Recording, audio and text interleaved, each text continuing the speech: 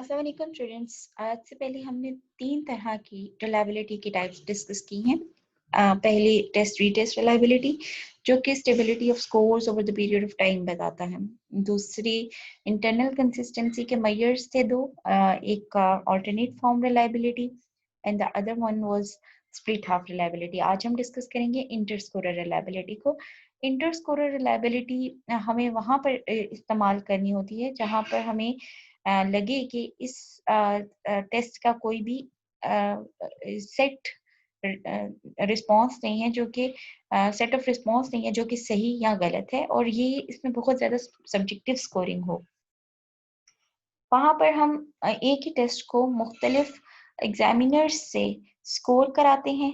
Judgement उनकी जो होती है उसको हम एक जगह पर कंप्यूट करते हैं और देखते हैं कि क्या सब एग्जामिनर्स ने सेम तरह से रेटिंग की है या स्कोरिंग की है। अगर तो सब एग्जामिनर्स की रेटिंग और स्कोरिंग सेम हो तो एट दैट टाइम हम कहते हैं कि इस टेस्ट की इंटरस्कोरर रिलायबिलिटी है। लेकिन अगर स्कोरिंग या इंटरप्रिटेशन जो है वो हर एग्जामिनर की फ़र्क है, तो वहाँ पर इसका मतलब है कि इस टेस्ट की इंटरस्कोरर रिलायबिलिटी कम है। इंटरस्कोरर रिलायबिलिटी का फ़ायदा ये होता है कि हमें पता चलता है कि अगर मुख्तलिफ एग्जामिनर्स को ट्रेन करके ये टेस्ट उनको हैंडओवर किया जाए तो वो इसके स्टैंडर्ड तरीके से इसकी स्कोरिंग कर पाएंगे या नहीं।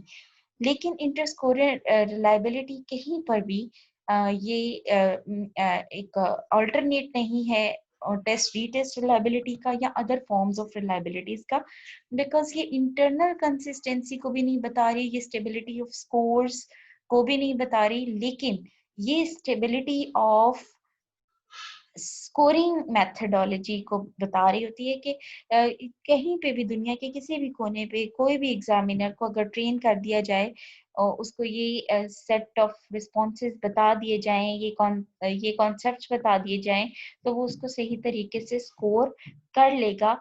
इंटरस्कोरर रिलायबिलिटी इस चीज को श्योर करती है। इंटरस्कोरर रिलायबिलिटी के साथ साथ हमें टेस्ट रीटेस्ट रिलायबिलिटी भी पता होनी चाहिए और दूसरी forms of reliabilities, internal consistency of any test, वो भी पता होनी चाहिए। अगर हम देखें कि हमें कौन सी हमारी बेस्ट टाइप ऑफ रिलायबिलिटी है, तो देयर इज अ समरी। इसमें अगर हम देखें तो टेस्ट रीटेस्ट मेथड में हम एक ही टेस्ट को 2 दफा इस्तेमाल करते हैं और ये हमें changes over the period of time बताती है।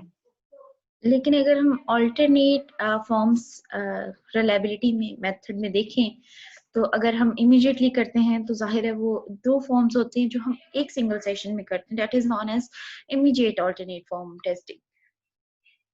इसमें हम सोर्स ऑफ वेरिएंस जो कि डिटरमिन कर सकते हैं, दैट इज आइटम सैम्पलिंग को हम खत्म कर सकते हैं।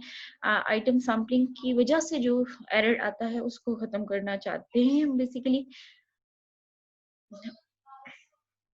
उसके बाद आता है अल्टरनेट फॉर्म्स डिलेड मेथड, जिसमें कि हम 2 फॉर्म्स को 2 डिफरेंट सेशंस में जो है एडमिनिस्टर करते हैं। इसमें हमें 2 चीजें पता चलती हैं।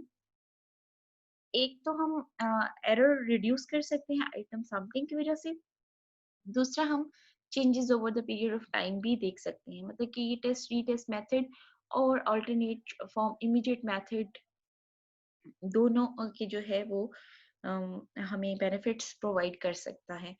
जो नेक्स्ट मेथड है स्प्लिट हाफ मेथड, उसमें एक ही टेस्ट फॉर्म होता है और एक ही सेशन में होता है एडमिनिस्टर। लेकिन इसके 2 सेक्शंस होते हैं और इन 2 सेक्शंस को हम अ, उसको आइटम सैम्पलिंग के एरर को रिड्यूस करने में इस्तेमाल करते हैं। इसके अलावा नेचर ऑफ स्प्लिट जो है हम डिटरमिन कर सकते हैं। हमें पता चल जाता है कि हमने इसको डिफ़िकल्टी वाइज़ स्प्लिट करना है या हमने इसको जो है सिर्फ़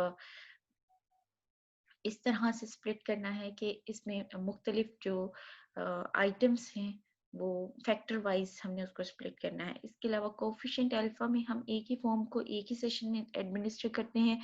ये भी आइटम सैम्पलिंग बताता है। और टेस्ट हेट्रोजेनिटी, हेट्रोजेनिटी ये है कि different various type of responses जो कि हमें टेस्ट में मिल रहे होते हैं, ये उसकी वजह से जो एरर प्रोड्यूस होता है उसको कंट्रोल करता है। Then comes interscorer reliability.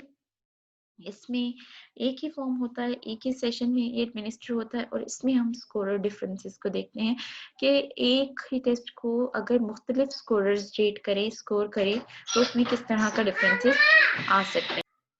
ये मुख्तलिफ रिलायबिलिटी के टाइप्स हैं, जिसमें से हमने sources of variance, error variance, हम किसको कौन सी एरर वेरिएंस को रिड्यूस करना चाहते हैं, उसकी बेसिस पे हम ये सेलेक्ट करते हैं कि हमें टेस्ट की रिलायबिलिटी किस फॉर्म में चाहिए। आज हमारा रिलायबिलिटी का जो चैप्टर है वो बिल्कुल कंप्लीट हो चुका है। और अगर आपको किसी भी किस्म का कोई क्वेश्चन हो तो you can ask from me, और हम उसको दोबारा से डिस्कस कर सकते हैं। Okay, thank you.